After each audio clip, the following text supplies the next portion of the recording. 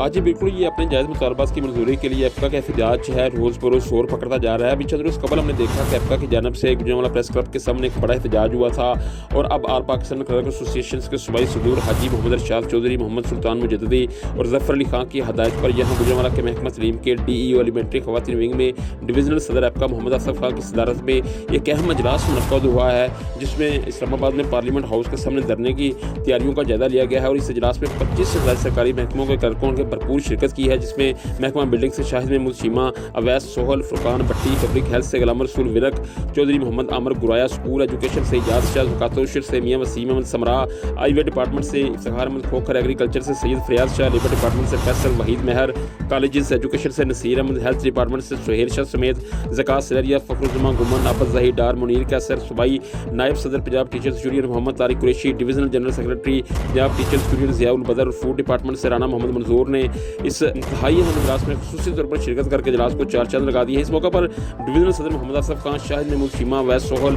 और दीगर ने खिताब भी किया और अपने खिताब में इनका शुरा से कहना था कि हुकूमत होश के नाखून ले क्लर्कों के जायज़ मुतालबात को फौरी मंजूर करे। अगर हुकूमत ने 9 फरवरी तक क्लर्कों के मुतालबात को मंजूर ना किया तो फिर दमादम कलंदर होगा और क्लर्कों का ठाठे मारता हुआ समंदर इस्लामाबाद की तरफ रवाना होगा, जहाँ पार्लियामेंट हाउस के सामने उस वक्त तक एहतजाजी धरना दिया जाएगा जब तक क्लर्कों के मुतालबात पूरे नहीं होते। डिवीजनल सदर एप्का मोहम्मद असफ खान ने एक बार फिर अजलास में क्लर्कों के मुतालबात दोहराए और कहा कि पूरे मुल्क में एक ही स्केल में काम करने वाले मुलाजमीन की तनख्वाहों में फ़र्क को ख़त्म किया जाए, महंगाई के तनासब से सरकारी मुलाजमीन की तनख्वाहों में फौरी इजाफा किया जाए, तमाम मुलाजमीन को फौरी तौर पर रेगुलर किया जाए, असातिज़ा की तर्ज पर क्लरिकल स्टाफ को भी टाइम स्केल दिया जाए, सरकारी मुलाजमीन को इनकी ज़िंदगी में ही पेट भरकर रोटी और मरने पर कफन दफन की यकीन दहानी करवाई जाए।